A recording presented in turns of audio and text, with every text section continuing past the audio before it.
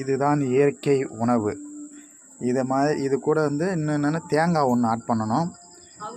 அவலு வந்து ஆட் பண்ணணும்.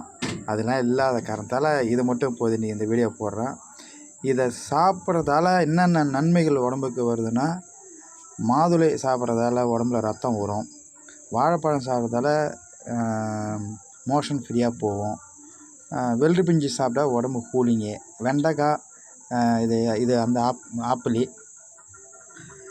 இது கூட திராட்சை ஆட் பண்ணிக்கலாம். திராட்சை இல்லை இதெல்லாம் வந்து ஒரு 3 பேர் 2 பேர் சாப்பிட்ற அளவுக்கு ரெடி பண்ணிருக்கோம். கேரட்டு ஒன்று இது கூட ஆட் பண்ணிக்கலாம்.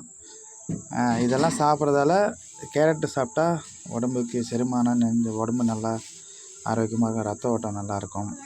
நல்லா உடம்பு வந்து கேரட்டு சாப்பிட்டா பளபளப்பு வரும். இயற்கையான உணவு.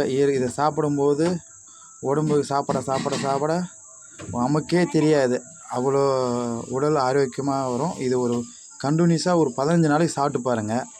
அப்படின்னா எவ்வளோ ஒரு உடம்புக்கு நன்மைங்கிறத நீங்களாகவே உணருவீங்க. இது